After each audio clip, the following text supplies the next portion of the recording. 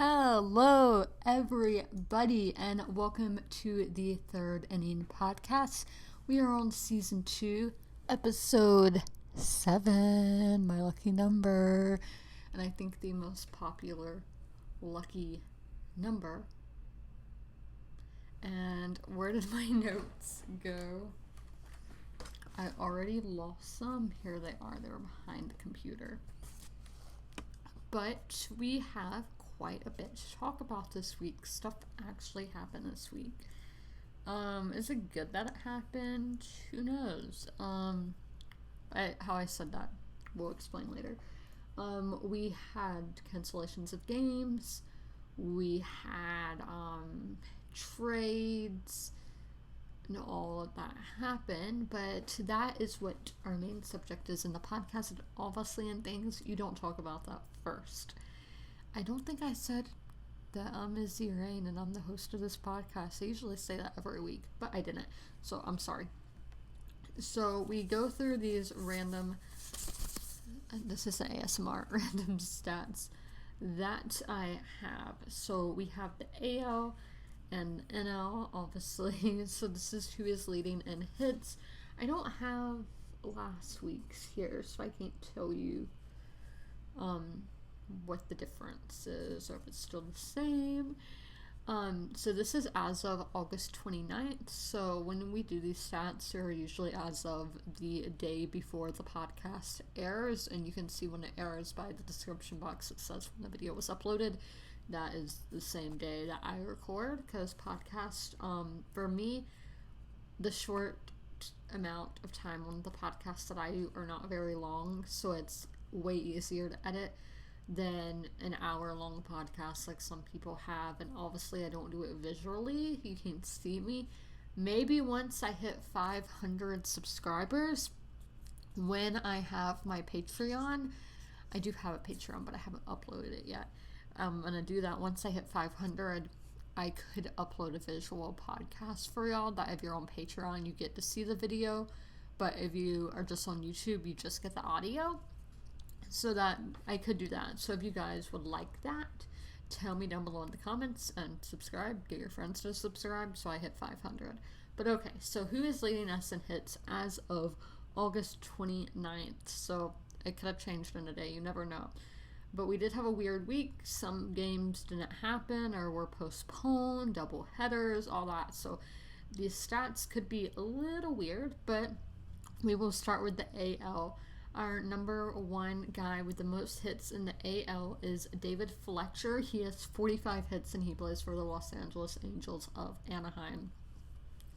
So then our number two is Hanger Alberto, who has 43 hits and he plays for the Baltimore Orioles. Okay, so only a 2-hit difference, so that could have changed today, but we don't have those stats out yet because obviously games are still being played right now as I am recording this. So in the NL, taking things to the Rocky Mountains of Colorado and the Colorado Rockies, we have Charlie Blackmon with the most hits, 46 hits. So he has more hits than anybody in the AL and the NL as of yesterday. And then Trey Turner on the Washington Nationals has 45, so he is equal with the guy who has the number one hits in the AL.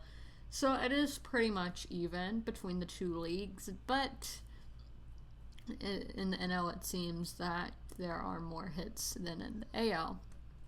So going into our second little stat is stolen bases, and again this is as of August 29th, 2020, which was Saturday. So in the AL in Cleveland, Ohio, it is Jose Ramirez with 8 stolen bases, and he is actually tied with Alberto Mondesi on the Royals with 8. So in the Midwest, that seems to be the place to steal bases in the AL. Then in the NL, we have our number one is Jonathan Villar on the Marlins with 9 stolen bases.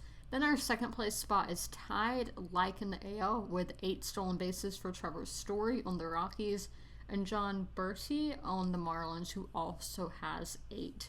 So in the NL, it seems you want to be in South Beach in Miami to be stealing bases. But are they getting these bases at home or on the road? Who knows? But the Marlins have always been good at stealing bases. They had D. Gordon. He obviously stole a lot of bases. So it seems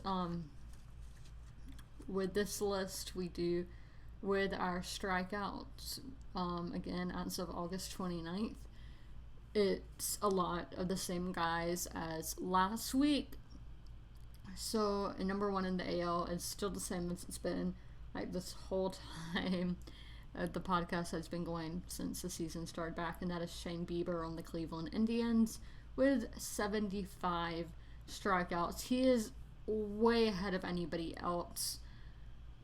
Is he the Cy Young for 2020? Who knows? But then we have Lucas Giolito, who we will be talking about later in the podcast, who has 58 strikeouts. So in the NL, we had Mad Max Scherzer on the Nats, who has 55 strikeouts, and he's tied with Sonny Gray on the Reds, who also has 55. So in the NL, we did see guys were getting more hits. In the AL, they are throwing more strikeouts than the NL. So going on to our last little bit of stats, yeah, kind of the same as last week. Or saves, I think I said strikeouts, but I meant saves. And again, as of August 29th. So in the AL, we have Brad Hand, who has 10 saves for the Indians, and he is tied with Liam Hendricks, who is on the Oakland Athletics, who also has 10. And then in the NL, Kenley Jansen on the Los Angeles Dodgers has the most saves, and he has 9 of those. And then in second in the NL, we have Josh Hader on the Brewers with 7. So again, all these numbers are pretty much the same, but the AL does seem to have more saves. So I think the NL, you get a lot more. I always get defense and offense confused, but in the NL, you're getting more hits and all of that. It's more of a hitting game, and then in the AL, it seems to be more of a pitching game, is what I'm trying to say. But this week we did have our first no-hitter of the season. The team that was able to do that were the Chicago White Sox. Y'all are probably like, can you please not sing so much on here? When I'm looking for stuff on the computer, I have to sing because I don't know what else to do. And I'm being loud today because there's a cat meowing. Because I shut the door because I didn't think he was out and about. And I cannot seem to find who this was against.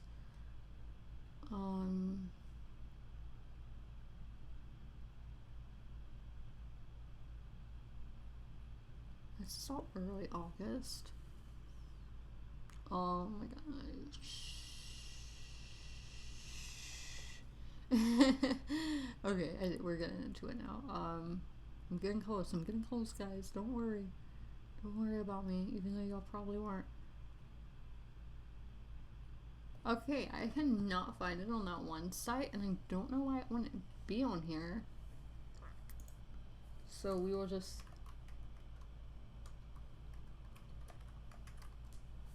I spelled the name wrong. Okay, it was over the Pirates. Giolito on the White Sox led a no-hitter with no fans there. So that was the first no-hitter of this season, taking place in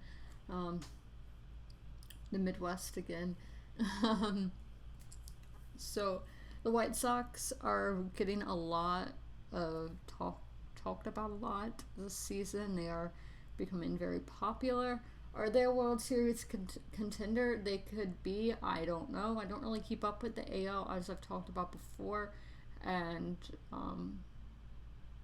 I don't keep up with the White Sox because I don't keep up with the AL. So I have no hate to the White Sox, so good to see them getting that no-hitter, and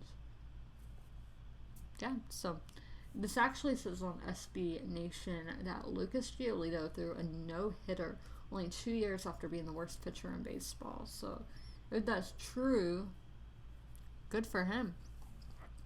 So then we are going to get into the trades that have happened this week. The trade deadline was changed, obviously, because of the season, how it's a 60-game season and started at a different time than it would usually start, and all that. So the Blue Jays acquired Daniel Vogelbach from the Seattle Mariners. So that name sounds familiar. Yeah, I saw the Mariners 2 times this season. Not this season, but in the whatever it's called, spring training. And we had the Toronto Blue Jays also acquired Taijuan Walker from the Seattle Mariners. So a lot of trades have been going on, but that is not all. The Padres really went off today with trades. They are trying to become a winning franchise. They are trying to get the World Series, and you have to do whatever it takes to get there. So it's completely understandable why they're doing this. So the San Diego Padres acquired Trevor Rosenthal from the Kansas City Royals. Then the Padres got Mitch Moreland from the Boston Red Sox. Also, they got Jason Castro from the Los Angeles Angels, so he's just moving on down to 5. And last but not least, and I'm expecting so much more today from the Padres. The San Diego Padres acquire Austin Nola from the Seattle Mariners. I actually saw him up close at spring training. He was talking to the people in front of me. Yeah, seemed like a nice guy. So, yes, the Padres went off getting people today. And then there was one more trade. It was between Tampa. Where'd it go? I had it on here. Okay, yeah. Chicago Cubs acquire Jose Martinez from the Tampa Bay Rays. So the stove is currently very hot. Who will go where? Clevenger, I'm not sure how to say his name, is in the big talks. I don't want him on the Dodgers. But it seems like the Padres and the Braves are the main ones going at it. But now that the Padres have done so many trades, will they still go after him? Who knows? But he's currently on the Indians. We talked about him last week, I'm pretty sure. How I said he has like no respect for his teammates and all that. But we're not getting into that this week because we're not talking about the corona early this week.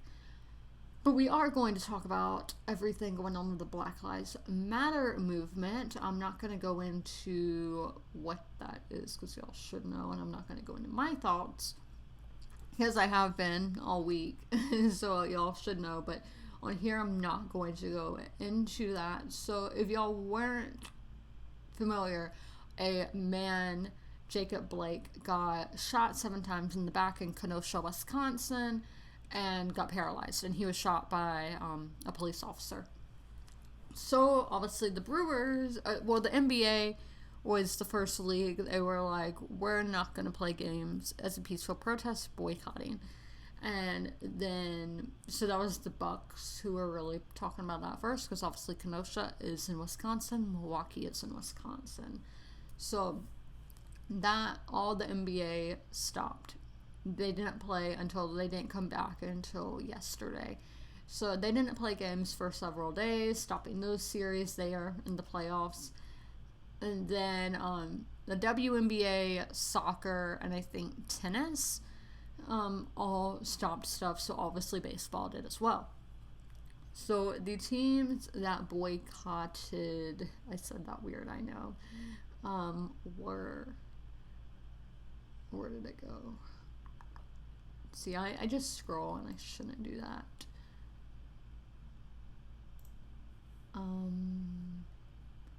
But it was, Milwaukee was playing Cincinnati in Milwaukee when this happened. So that is one game that got canceled, or it got postponed. And so a lot of teams, when they did postpone games for this, like the next day or 2 days later, whichever, they played a doubleheader, and that's how they made up for the game. And they, in 2020, a doubleheader is only 7 innings instead of the usual 9 innings. Will that continue? Who knows? But okay. So the Brewers did not play Cincinnati in boycott. And then these are the first 2 baseball teams I ever saw. The Mariners and the Padres did not play. The Dodgers and the Giants did not play. And then MLB did release a statement saying Major League Baseball issued the following statement tonight, which was 4 days ago, following the postponements of the scheduled games in Milwaukee, San Diego, and San Francisco.